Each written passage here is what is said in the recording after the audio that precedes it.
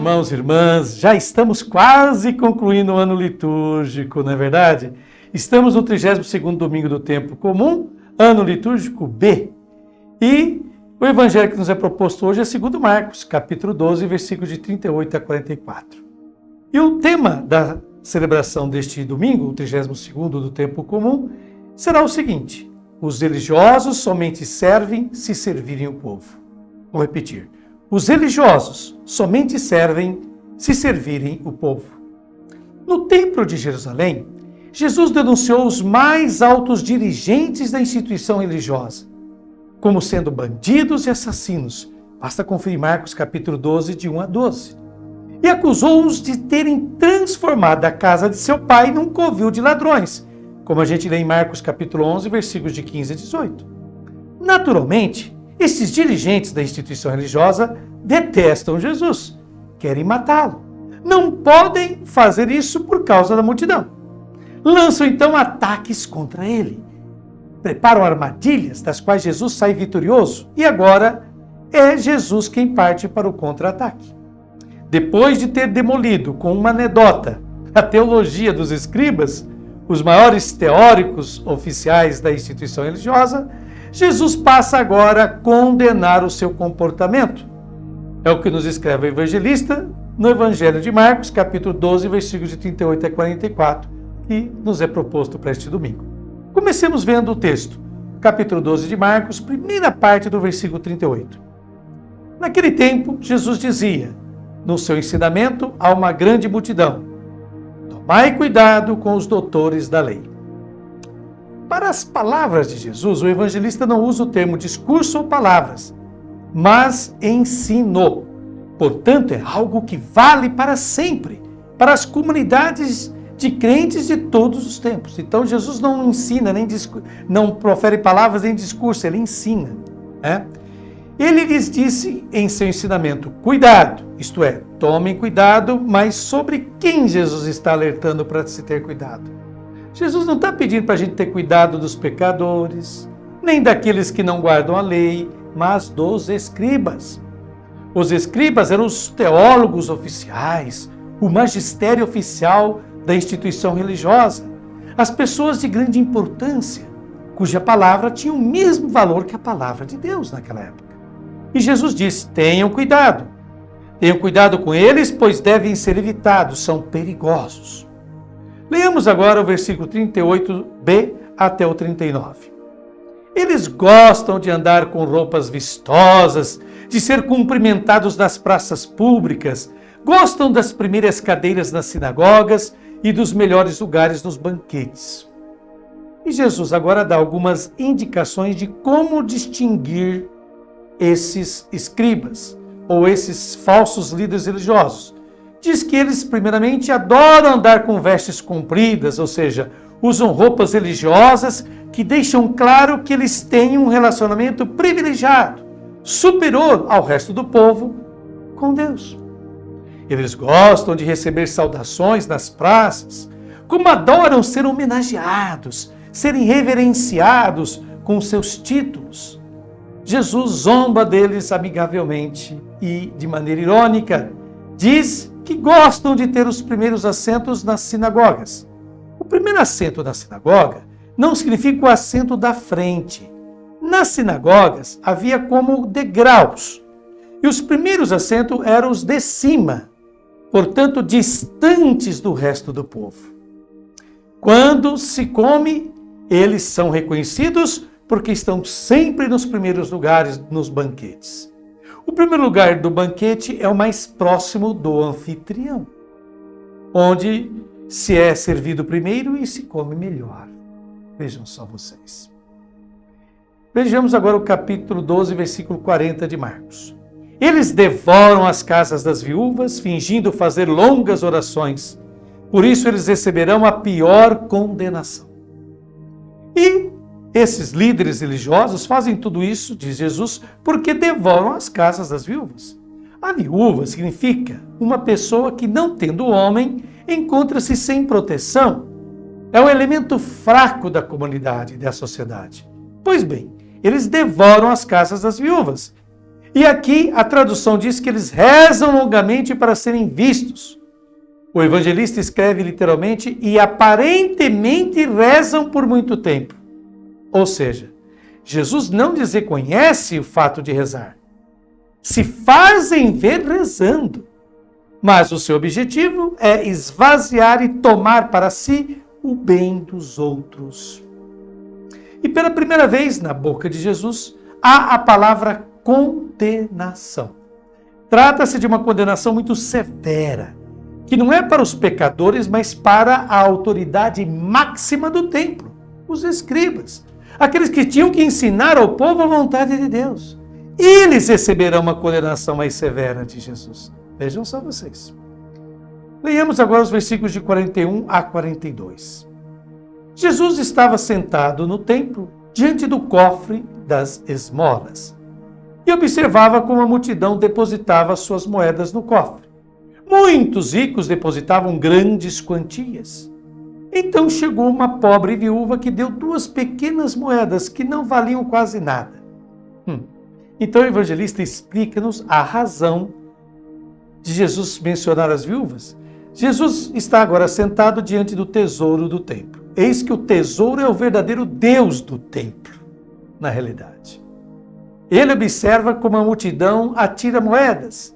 Mas chega, escreve o evangelista, uma viúva pobre, que jogou 2 moedinhas, praticamente nada, que soma 1 centavo, vai.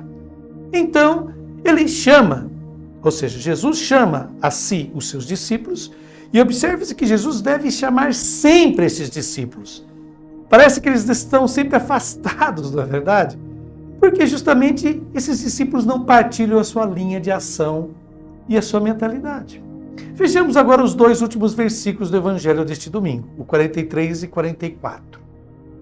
Jesus chamou os discípulos e disse: em verdade vos digo, esta pobre viúva deu mais do que todos os outros que ofereceram esmolas.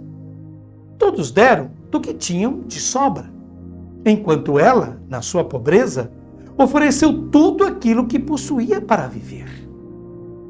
E aqui estão as palavras de Jesus, as quais são uma declaração importante, pois inicia-se com a expressão em verdade. Jesus diz: eu lhes digo que esta pobre viúva não jogou as moedas para Deus, mas no tesouro.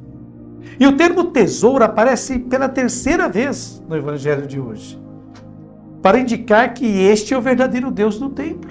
Tesouro, dinheiro, mais do que todos os outros. Jesus diz que todos os outros jogaram o que lhes sobrava, mas esta viúva jogou tudo o que tinha para viver. Para entender as palavras de Jesus, devemos nos referir à lei dos judeus. No livro de Deuteronômio, que é o 5º livro da Torá, que está no Antigo Testamento, no capítulo 14, versículo 28, está prescrito que, com os rendimentos do templo, era necessário alimentar os elementos fracos da sociedade, tal qual as viúvas e os órfãos, por exemplo. Bem, o que os escribas fizeram? Eles não apenas não alimentavam as viúvas com os rendimentos do templo, mas também sugavam o sangue vital das viúvas e dos elementos pobres da sociedade, para, em última análise, saciarem-se, enriquecerem-se, fartarem-se. Então eles reverteram completamente o que era o ensino da lei. Em vez de alimentar os famintos, agora eles os deixam com fome. Portanto, o que Jesus diz não é um elogio à fé da viúva, mas um lamento pela vítima da instituição religiosa. E por isso, logo a seguir, há o anúncio de Jesus de que esta instituição, o templo, deve desaparecer. Jesus dirá: não ficará pedra sobre pedra que não seja destruída. Capítulo 13 de Marcos, versículo 2, que vem logo em seguida. Uma instituição religiosa que, em vez de se colocar a serviço das pessoas, coloca as pessoas ao seu próprio serviço, não tem direito de existir. Pois bem, após essa reflexão belíssima de Frei Alberto Madi, eu faço as minhas considerações pessoais e começo citando Lucas capítulo 22, segunda parte do versículo 27, que diz: eu estou no meio de vós como aquele que serve.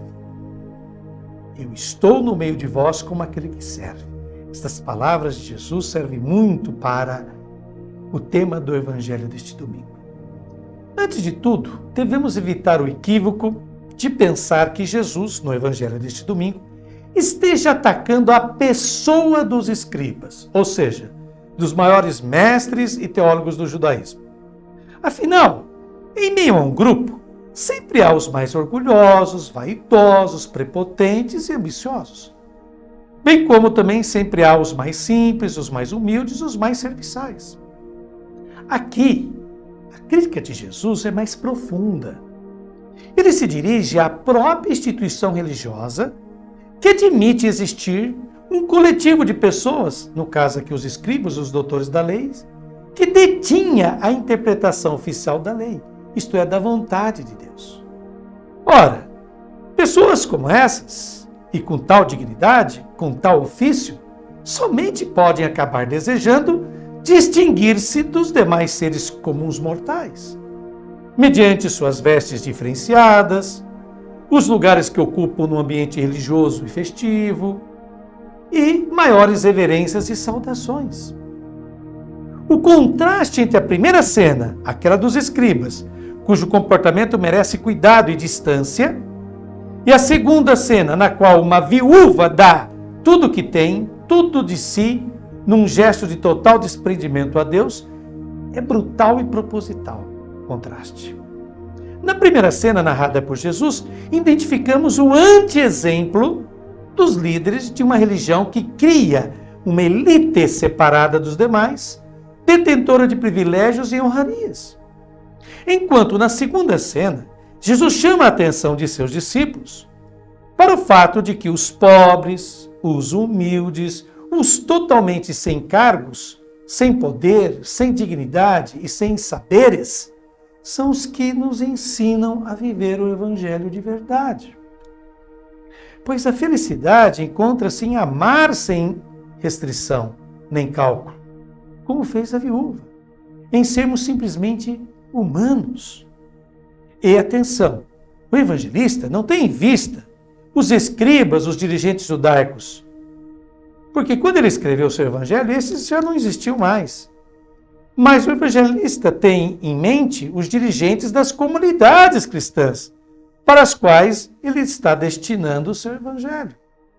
Sinal de que já haviam muitos no interior da igreja de Cristo, desejosos de desfrutar da mesma dignidade e privilégios dos líderes judaicos condenados por Jesus. Algo que se vê e muito também nos tempos atuais.